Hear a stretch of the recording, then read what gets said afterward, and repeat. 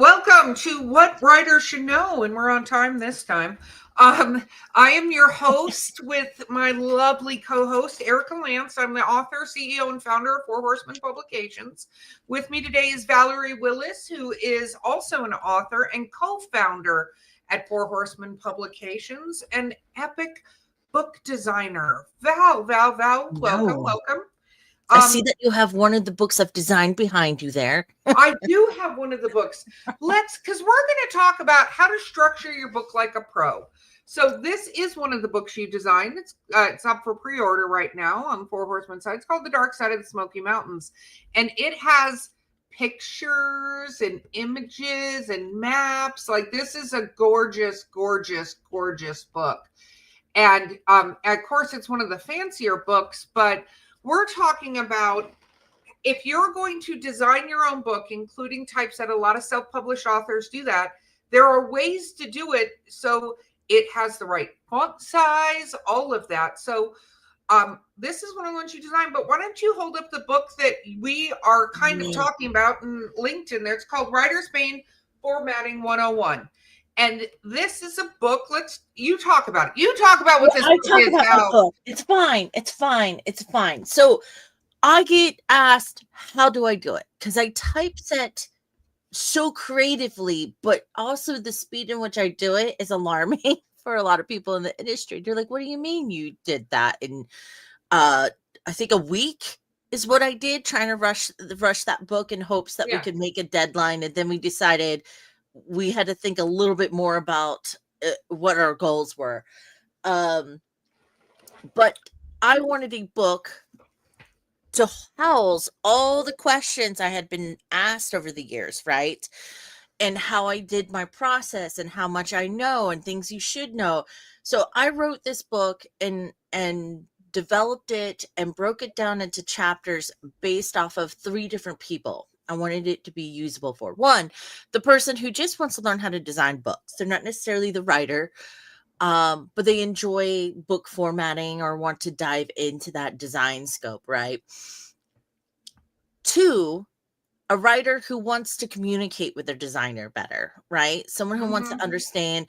They're being tossed a lot of language. They don't know what language to use back, what they mean by this or that. There's a massive glossary that I developed and try to put things in layman's terms or jargon in the back to kind of soften that blow and help the understanding. But there's also examples and images and things throughout the book that kind of help you.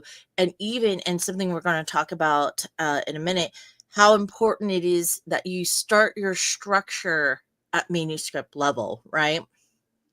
And then lastly, the author who wants to do it themselves.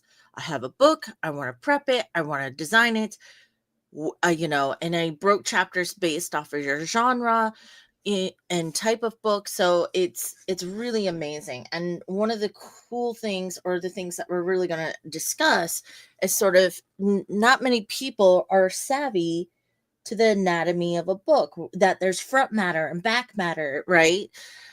We all know about the content, the chapters and the body pages and things like that, but we don't necessarily always are familiar with these different parts and pieces that we should be piecing together in our books. I agree. So one of the things I have encountered a lot, I mean, me and you have been in this business together for 5 years. We started Four Horsemen in January 2020. Well, more than 5 years now, right? Math, I don't know. Anyway, I don't do all the maths all the time. But one of the things that I encounter regularly with self-published books, because here's the thing, if you even publish through Ingram or up on Amazon, they're not going to design the book for you. And we see that people use weird fonts and make it too small and make it, or they keep it double spaced, which is strictly for editing, not necessarily for reading. Exactly. So this is a large topic and we'll get into it more, but where do you think the basics, where do you start here? I think you start with, first off, knowing what additional parts you need to bump in the front and the back of your book. Let's start there, right? Okay. Let's make sure we have a full manuscript or book manuscript ready for typeset, because I think that's where a lot of people get themselves tangled up, where I see a lot of things are breaking and when they try to design it first, right? So part of your manuscript, you should be mindful of your front matter, and you're like, okay, Val, well, what's front and back matter? So what the front heck matter, is front and back matter, Val? I I'm grabbing know, the book. I Let me know. look What's and the see matter what with front and me? back matter is. So like your dedication, your endorsement, like have these things already placed in the order in which you want the reader to experience them, right? Make sure you're spelling forward correctly, right? Oh my gosh. Not Yeah. forward as in the movement, as in toward. It should not be spelled the same as toward. That's how you know you've got it wrong. It should be FORE as in before, and in word as in the words that come before the content, right? Forward. Oh my gosh. Why are you using English in such a way that's correct? Latin suffix and prefixes, right? So because you want to make sure you leave the right impression. And And one then thing you just said, so I want to clarify for anybody listening, the foreword should be a page on its own. The dedication should be a page on its own, right? right. Now, I get asked all the time, well, should I put the acknowledgements in the front and back? Well, that's dependent on what the acknowledgement is intended to do. If the acknowledgement is to prep people based on, or say a huge, do you want to say your huge thank yous to your beta team or street team before the story starts, or do you want to mention them after they have experienced the story, right? That's one of the rare pieces that can go there here Heather or the Heather or whatever. Before or after? Let's simplify the language we're using. Right. And then the back matter, now we're talking about your book club questions, call for joining your newsletter, or the author bio, typically in a fiction. Don't be shocked in a nonfiction that the bio is in the front, because you're trying to introduce the expert or the artist of the book, right? So those are all things that you have to be mindful of, and you want to prep and pre-write and put that stuff together and have an editor touch it, because I can't tell you how many times people have realized that they're missing these parts, throw them in there way after the rest of the book's been edited, and it shows so bad. So it's one last thing to trip the reader on. Regardless, now that you have all that stuff in place, you want to make sure you're using the same heading styles every time. You don't want different fonts for each chapter. I know that sounds so cool. I know of a menopause book that decided to do this for 27 personalities or something of menopause. It gives people headaches. Now, No, it does. And I think you should remember, like, readability. There's a couple things also you didn't mention, which is book club questions. Librarians want you to put book club questions. Book club groups want you to put book club questions. It's 10 questions, back of the book club questions, right? Make sure you list your other books or website, right? In the beginning of the book, if this is a series, you can put a list of the books in that series so that people know. We talked about this on our last What Writers Should Know, but it drives me nuts when you have no idea where this book is in the series.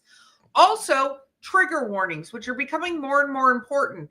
You can put some trigger warnings in the beginning of the book or under the blurb, right? To go, just so you know, if you can't handle a dog dying in the book, a dog dies in this book, right? That's a big one that,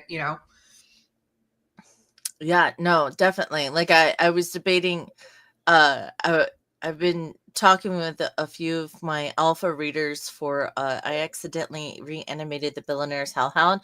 I'm like, do I need to put the trigger warning that the dog dies but gets reanimated? like it happens in the first chapter, technically. No, and we'll have to talk about trigger warnings and all that whole mess on another one of these. But yes, what else should they know about the structure? So you've talked a little bit about not changing fonts. What else? No. And the only time you can break that rule, and that's the important thing, right? Knowing when to break the rules.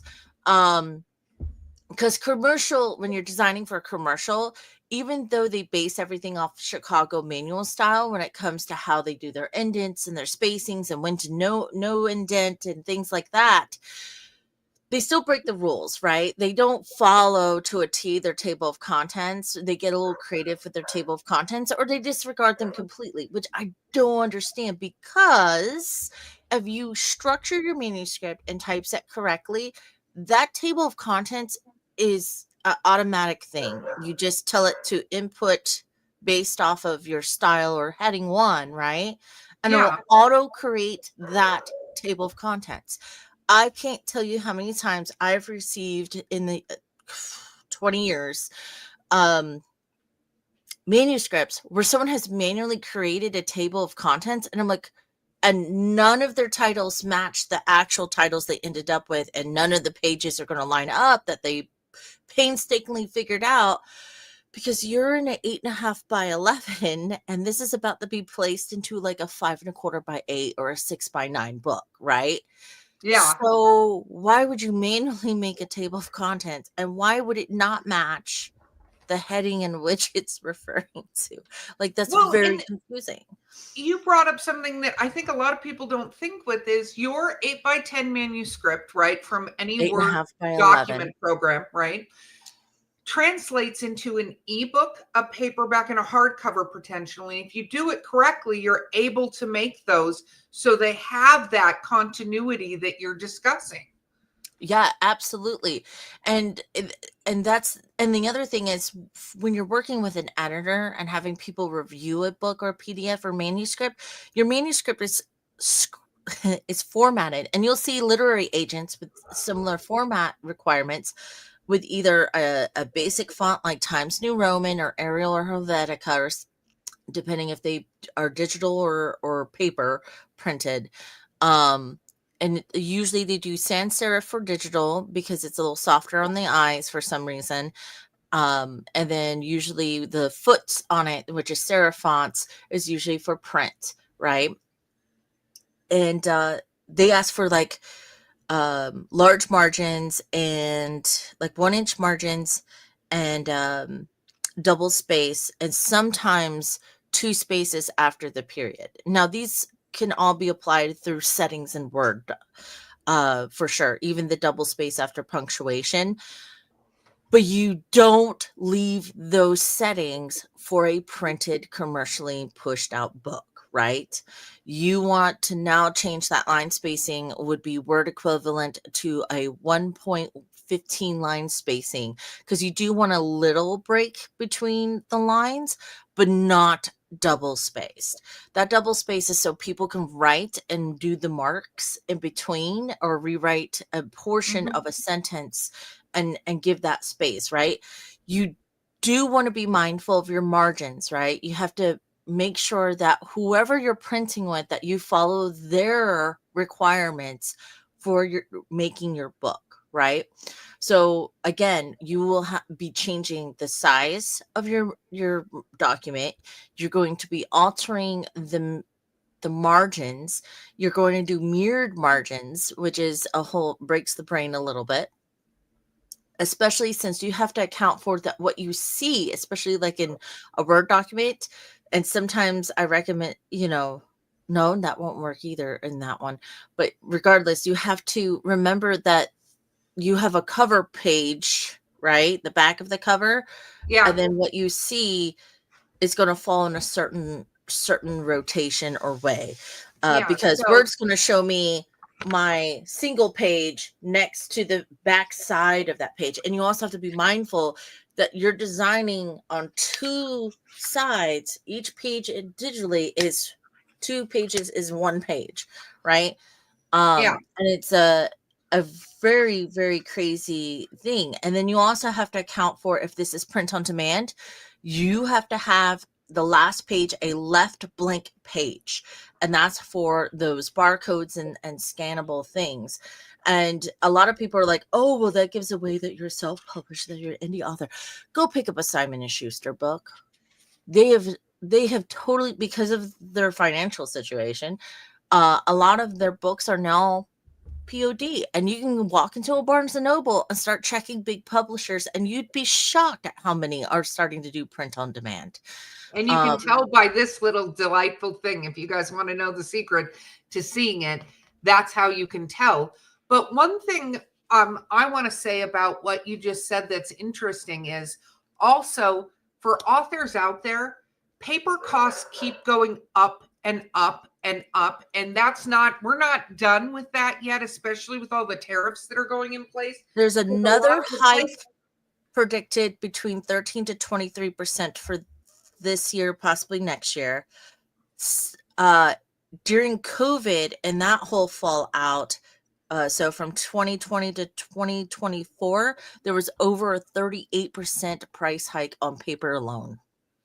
Yeah, so you don't want a double space book that's going to make your book bigger, because here's the thing is that you then have to, as an author, look at the pricing and stuff like that. So there's that aspect. Another aspect, because it's different when you're talking about Kindle only. There's still a bunch of layout things, or e-reader only books, right? If you're doing that, there's still layout things. Even though we're talking about print stuff, there's stuff you need to think about with that. But just putting that aside for 2 seconds and talking about print for a minute, right?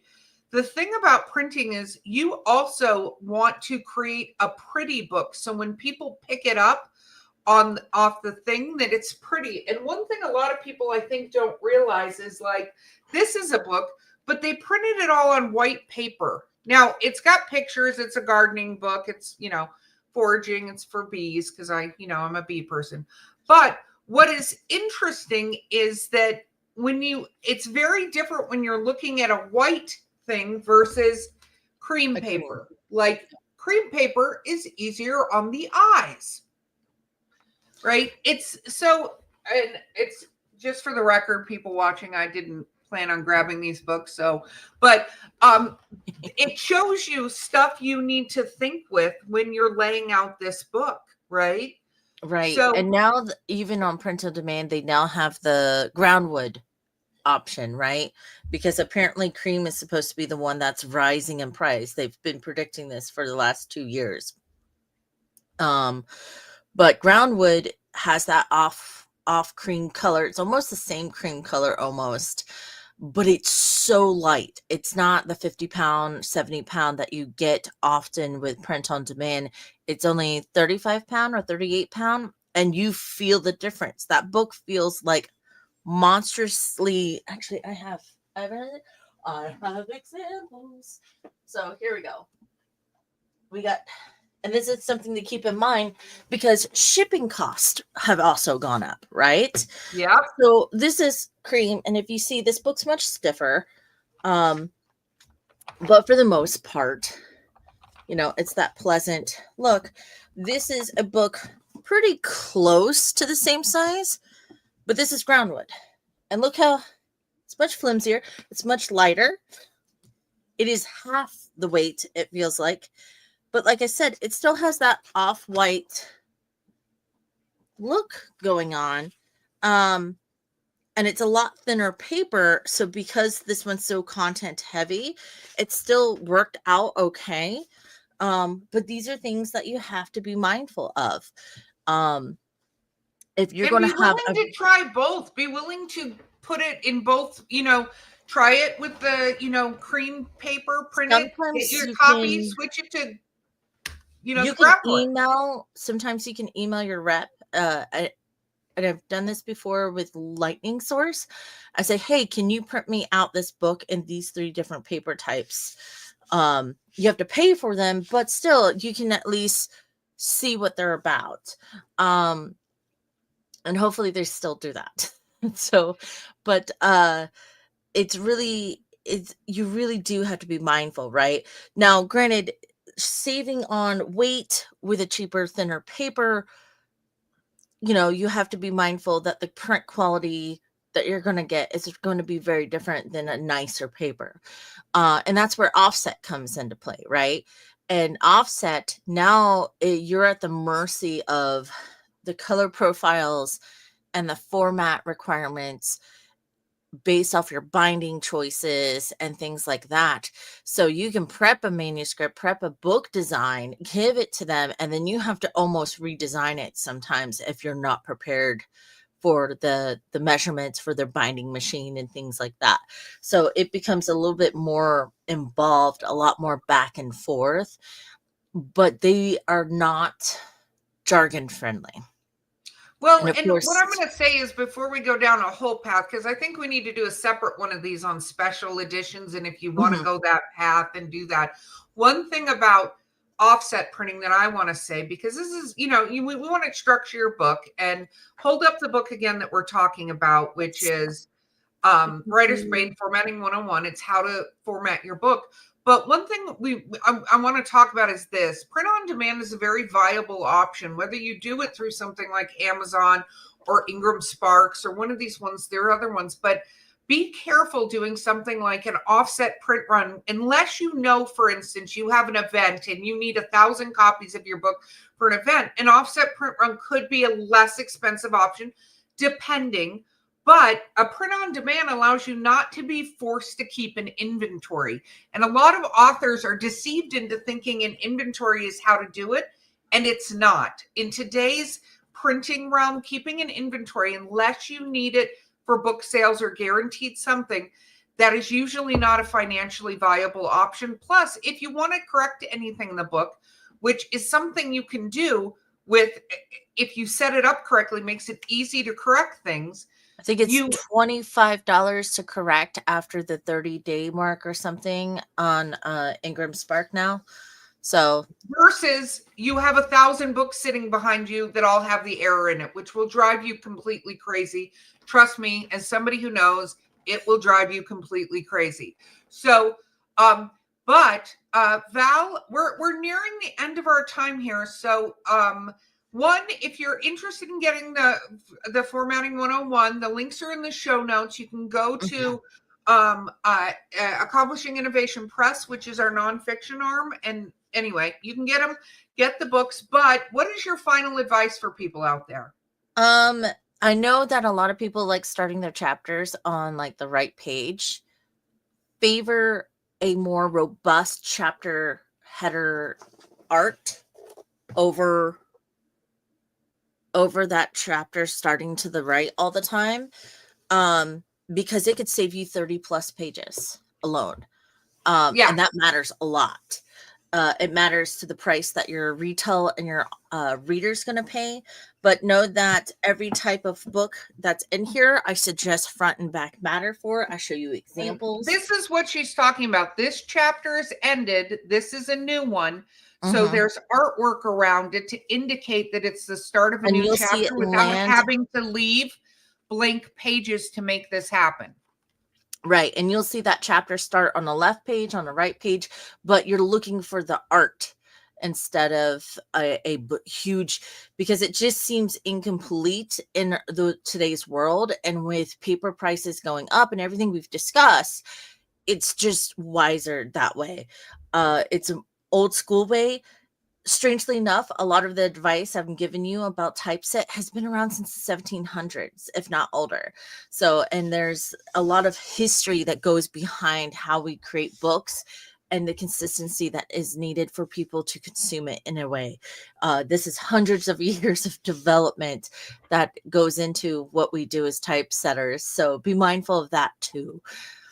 And as always, you can join our Accountable Authors Discord. Val's on there. I'm on there. J.M. Paquette, who's the editor. We're there to help you with any questions that you have. The links are in the show notes. You can be there, and it helps you create your author community so you can learn more, because writing is hard and knowledge is power. I love that from Spider-Man. So, with that said, thank you guys for joining us again for What Writers Should Know. This has been Stop Guessing and How to Structure Your Book Like a Pro. Our amazing expert, Valerie Willis, has been here. Her book is Writer's Bane, Formatting 101, which will teach you everything you should know about this. Plus, she does a lot of educational materials. So don't forget to like and subscribe to continue, and we will see you guys next week. Ciao.